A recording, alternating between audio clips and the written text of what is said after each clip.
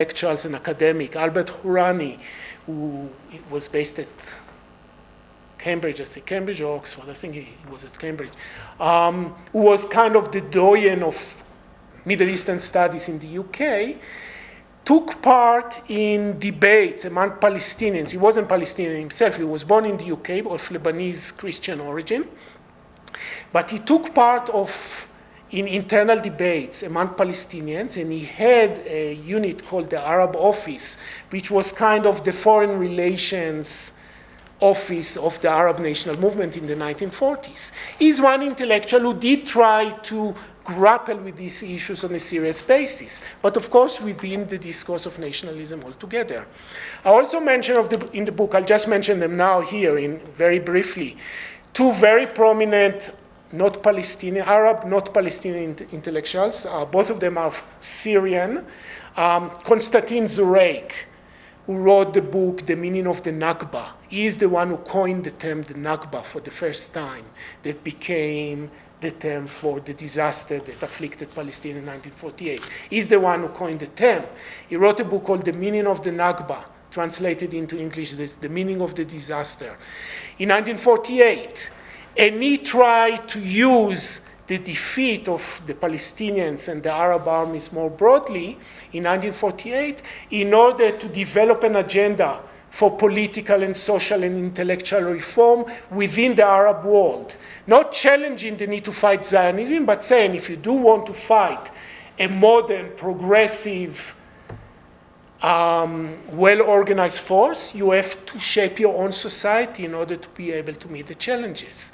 Of even greater interest, I think more relevant for us today, is another Syrian intellectual, Sadiq Jalal al-Azem, who wrote a book in 1968 called Self-Criticism After the Defeat.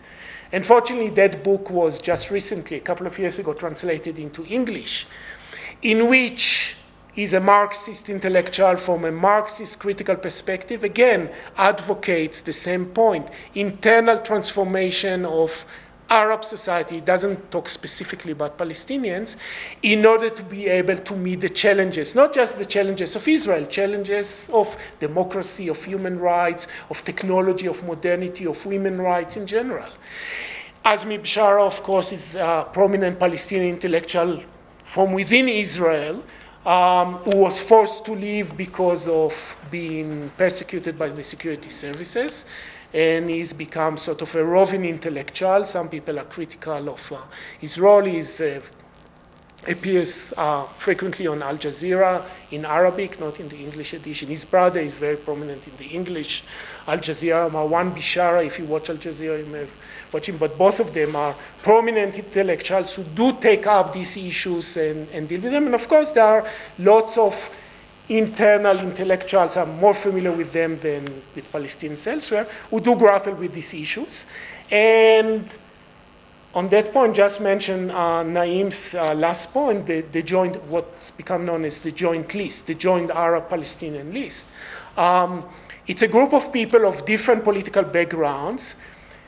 The most important force within it is a front organized by the Communist Party. It's called the Democratic Front for Peace and Equality. It includes prominent intellectuals and the other movements. Some of you have seen Hanin Zoabi, who came here to speak to us actually in this room. She's also part of this movement.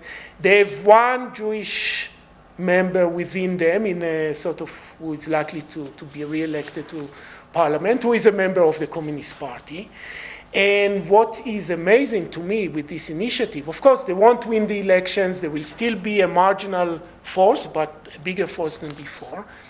But they are the ones, for the first time, who put forward the notion of binationalism and Jewish-Arab cooperation from the Arab side, incorporating Jews as a minority. And Jews are a minority, not in Israel itself, but in the region as a whole, and increasingly so, becoming a minority within Palestine, historical Palestine itself. So it's a group of Arab progressives, some of them leftists, some of them liberal nationalists, who get together, are willing to incorporate Jews in an equal position. And of course, the Jews who go and participate in their actions are not just ordinary ones. These are liberal leftist intellectuals with a pedigree. But it's a very useful and positive development. The Jewish votes that will be gained by this list are few in numbers. There's no illusion about it. It's a few thousand people out of about 500,000. They're likely to get at least 500,000 votes out of an electorate of, I don't know, it may be about 15% of the votes altogether in the country. And of that, maybe 1 or 2% will be Jewish votes. The vast majority are Palestinians. But it's a step forward. And I think we are in a situation where every little step forward matters. And we are not going to achieve any victory with these elections or the next one or the one after. But it's a step in the right direction. So that's my source of optimism. Thanks. I thought it might be interesting to hear Ran and Naim bounce ideas off each other about, or thoughts off each other about binationalism. Because one of the conclusions that Ran comes to after looking at all of the many debates about binationalism, nationalism, race, class, national liberation, socialism, one of the key conclusions Ran comes to is that some kind of binational solution is required in Israel-Palestine. And he's got a striking phrase to the effect that this is not a question about finding a solution, as it were, extraneously to impose on an existing situation. He's saying there is de facto a binational situation in Israel-Palestine, and it simply hasn't been fully described and officially recognized and acknowledged. And along with that, there's this argument about how people have to be, Jews and Arabs have to be granted their equality both as individual citizens and as members of national groups. So I'd like to hear Rand speak a little bit to that, and also I'd like to know what Naim thinks about that idea. So, or perhaps since Rand's just had the floor, we'll start with Naim. Naim, you say something about binationalism as the whole trope of binationalism running through the book. Well, I'll just answer briefly without speaking about the book, because I think Ran can, and maybe we can convince people to buy the book. This is the second book launch I'm attending in a week where very little is spoken about the book, so which is unfair really, because we want you to buy the book. The notion of binationalism again. Apart from the way that Ran discusses it in the book, is one of those things that could mean a whole range of things. So yes, currently the Palestinian-Israeli situation can be regarded as a binational situation. Not fair, not just, but binational nevertheless. A binational situation could be one that favors one group over another. It could be one that has an equal status for both groups in various different kinds of ways. Some of the ways in which binationalism was discussed by those Jewish intellectuals pre-1948, I think are quite useful. There was a whole debate about a range of what binationalism means for them, and for many of them it was very Jewish focused in the way that Ran spoke about. But I think revisiting some of those are useful. I think that, and without any attempt to suggest to Palestinians or Israelis what they should be doing, but I think that unlike in the South African situation, where we could more easily, with all our problems and not having dealt with the class issue in any substantial kind of way, and frankly not having dealt with the national question in a substantial enough way as well, but in the South African context, we could imagine a single democratic state much more easily than in the Palestinian context. I think that the baggage is so much in that situation that for some people is too much of a jump. Certainly there's a lot written, certainly from the Palestinian side, on the South African single democratic state as an example. There's a whole one democratic state movement, not big, but a movement nevertheless, internationally that exists, etc. It's going to be particularly difficult to get Jewish Israelis to buy into that. And so I think that a binational solution is one that could more easily be acceptable, and acceptable by Palestinians as well, in a way that it guarantees equal rights and all of that. It seems to me that certainly for many Jewish Israelis, a big issue, and an issue that of course the Zionist elite, the political elite, constantly uses, is the notion of the security of Jewish people. The fact that the Jews are generally more insecure in Palestine than I think in many other countries, like in South Africa and other countries, is besides the point. And so a binational solution which allows that one nation, if you like, that one community, to feel that its need for security is addressed. But at the same time, allowing the other community, the other nation, to feel that its injustices of the past have also been are being redressed. I think such solutions are possible, and so I think that a binational solution that looks at both of these in a way that doesn't perpetuate injustice, but addresses them in how they would like it to be addressed, is possible and is probably a desirable and plausible way to move forward. Okay. Ran, in responding, perhaps you could clarify the relationship between binationalism and the two-state solution. They've both got an idea of duality built into them. But as I understand it, you're relatively agnostic on the question of two states versus one state, whereas you strongly push the idea of binationalism. Could you maybe begin by saying something about the relationship between those different ideas? Okay, first, I make a distinction between the term binational and binationalist. Okay. Binational is an objective reality. There are two national groups in the country. They are national groups because people who are members of these groups identify themselves in these terms.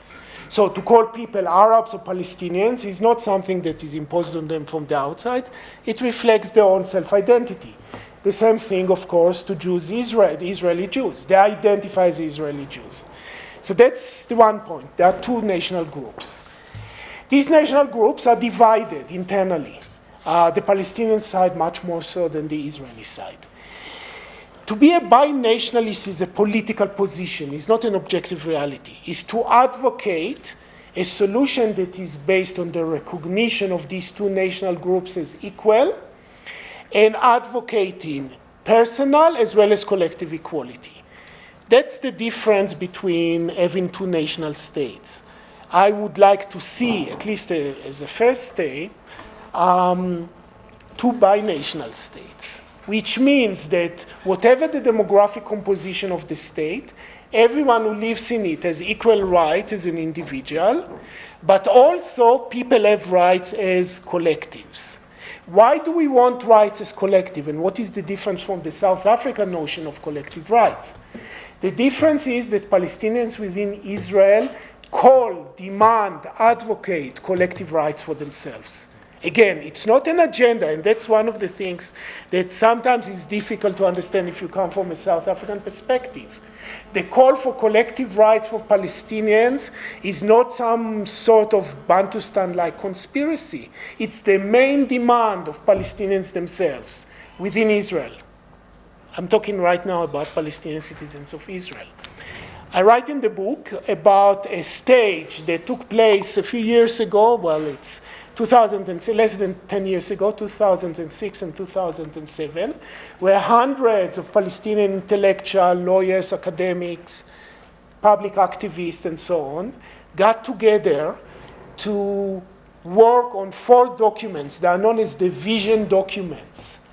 And it's the most widely representative collection of public intellectuals, as well as people who are engaged in various political campaigns, of the Palestinian citizens of Israel that came together, culminating in a document that I cite extensively in the book called the Haifa Declaration from 2007, in which they put forward, they demand, as an indigenous minority within the state of Israel, for recognition of their equal rights, for redress, for land confiscation and various other acts of dispossession that afflicted them historically, and for recognition of their collective rights, at least in the areas of education, culture, development, municipal services, and so on.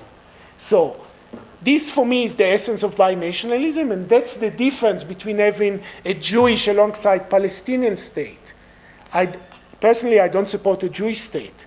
I don't mind if Israel has a Jewish majority, but it shouldn't be a Jewish state. It should be a binational state. In the same way that, say, Finland, the Swedes who live in Finland have equal rights as Swedes and collective rights in terms of language and education, even though they may be only 5% of the population. So it's nothing to do with demography. It has to do with the principle of recognition of cultural rights of different groups.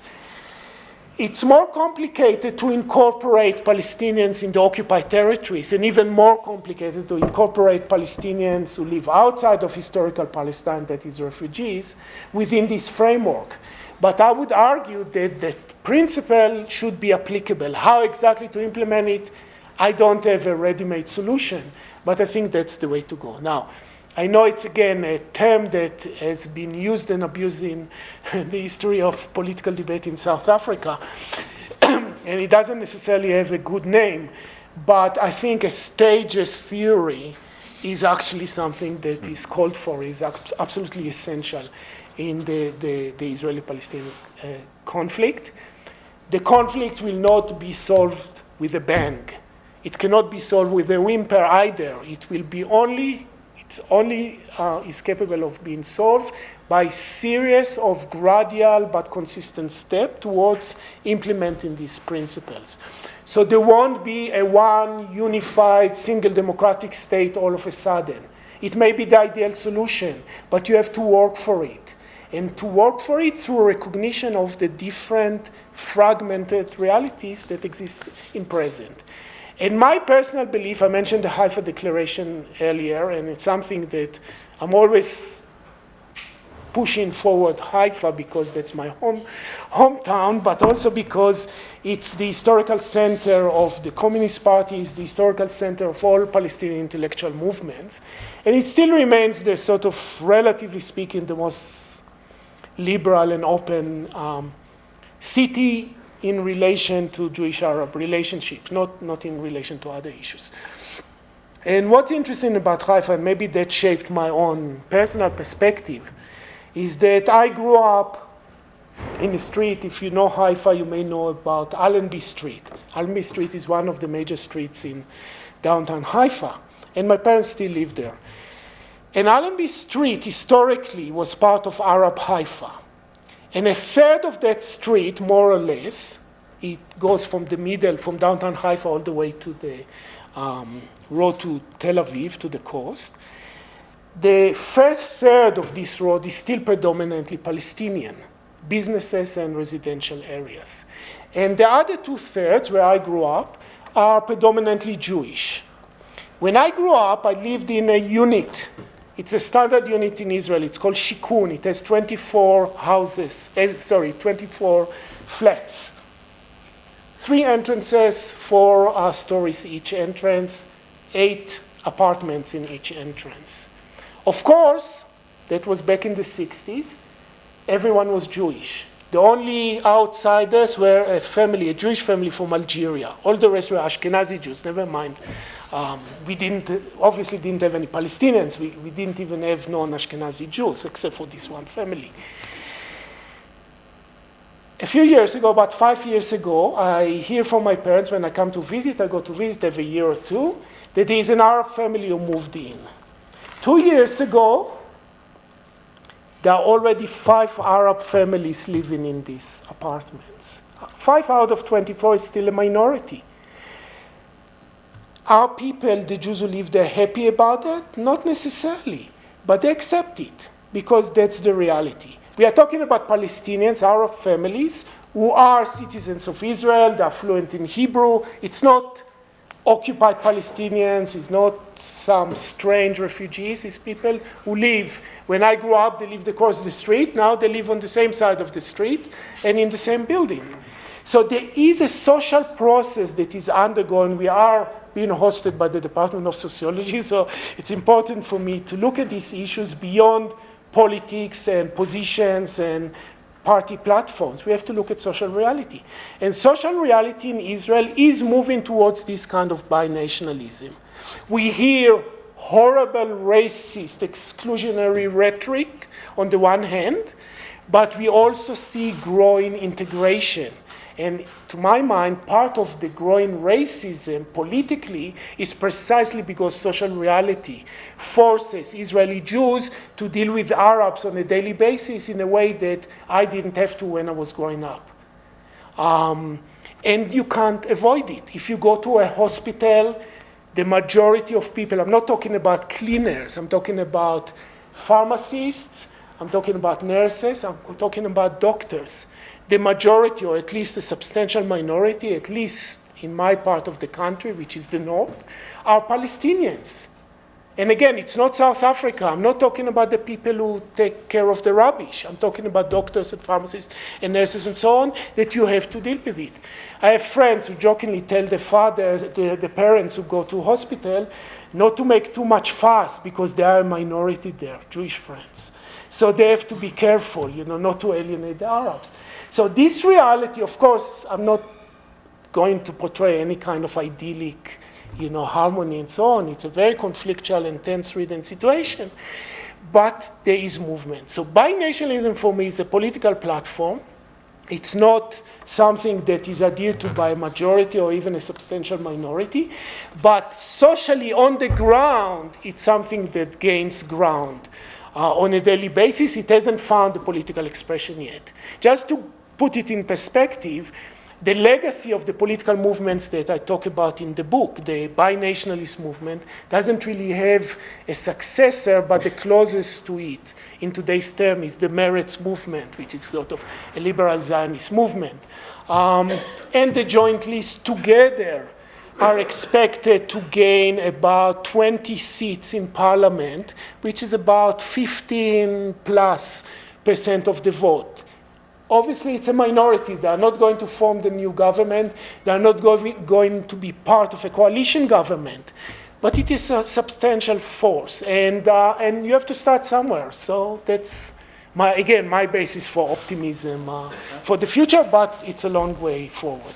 Okay, I'm going to invite one round of very brief questions and comments, and then I'm going to invite Ran and Naim to conclude. So is there interest, or are you all exhausted? Can I have a sign of interest? I've got one there. Anyone else? One there. All right, I think all right, so we've got three. We'll go with those three. Just your presentation covers multiple aspects. I think like the Israeli-Palestinian conflict has multiple layers: religious, social, cultural, ideological. However, the first one, religiously, I think between the secular scholars and politicians, I think that something can be sorted out. However, on the religious basis, and what we are very often writes about is dealing with a sensitive issue. I think Jerusalem and this issue of access to holy sites.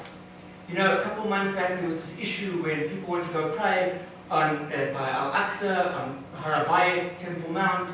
And then there's also things when Arab Palestinians want to go to the Kotel area, that's the Western Wall Plaza, there's an issue. How are we going to address that? That's where I find the most difficult challenge. And you go to Al-Qalham, for example, and you ask the scholars, the leading Palestinian and Israeli scholars, they're just inflexible on the issue. I mean, for goodness sake, you're going to pray, a cycle, that's significant to both faiths.